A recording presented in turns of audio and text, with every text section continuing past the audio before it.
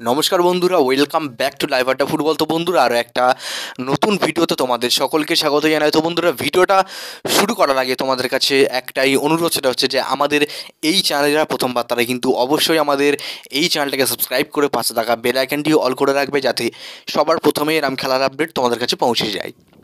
তো বন্ধুরা, আমি ভিডিওতে যাওয়ার আগে তোমাদেরকে একটা কথা বলতে চাই। যারা আমাকে বলেছিলে যে মোহনবাগানের জার্সি তোমাদেরকে লাগবে, অর্থাৎ তোমাদের লাগবে, এবং তোমরা সেটা অর্ডার করতে চাও অনলাইনের মাধ্যমে, বেস্ট কোয়ালিটি এবং ভালো কাপড়ের একটা ভালো মানের জার্সি তোমরা কিন্তু অর্ডার করতে চাও, যাতা জার্সি তোমরা কিন্তু অর্ডার করতে চাও না।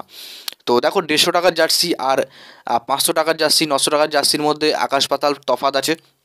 তো আমি এই ভিডিওতে কিন্তু আমি তোমাদেরকে মোহনবাগানের জার্সি স্টোর করেছি, এবং তোমরা চাইলে ওখান থেকে কিন্তু পারচেস করতে পারো, অনলাইনে অর্ডার করতে পারো। এবং ওখান থেকে যদি না পারো তাহলে কিন্তু অবশ্যই আমার চ্যানেলের যাবে, আমার চ্যানেলে গিয়ে জাস্ট স্ক্রোল করে যেরকম পোস্টে যাও, স্ক্রোল করে সাইডে আসে দেখবে স্টোর বলে একটা অপশান আছে।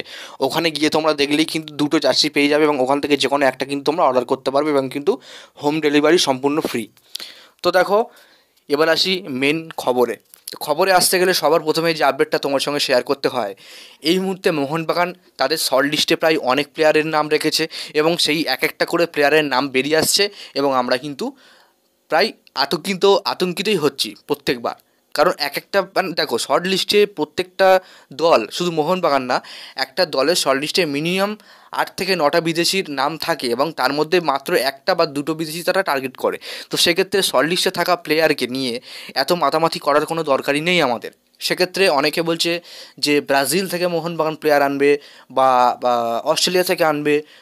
তো অনেকটাই সত্যি খবর, কিন্তু আমি তোমাদেরকে প্রায় পুরো এমনভাবে বলবো, আজকে পুরোটা বলবো একেবারে ছাতু গলার মতন, অর্থাৎ দুধ ভাতের মতো, তোমরা কিন্তু বুঝতে পারবে। দেখো, মোহনবাগানের শর্ট লিস্টে প্রায় 8 থেকে 9টা প্লেয়ারের নাম আছে প্রথমত।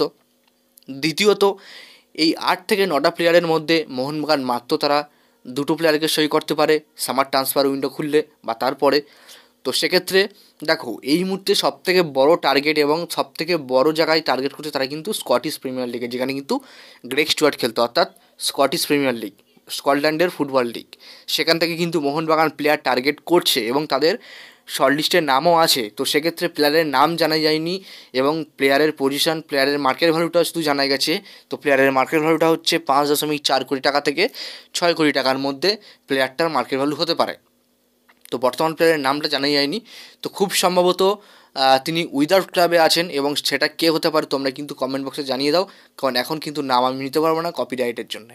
তো যাই হোক, আশা করি তোমাদের বোঝাতে পারলাম। তো যদি তোমরা, আরেকবার বলছি, যদি তোমরা জার্সি নিতে চাও তাহলে কিন্তু অবশ্যই আমার চ্যানেলে গিয়ে স্টোর থেকে পারচেস করতে পারো, বা এই ভিডিওর নিচেই আছে, তোমরা কিন্তু পারচেস করতে পারো।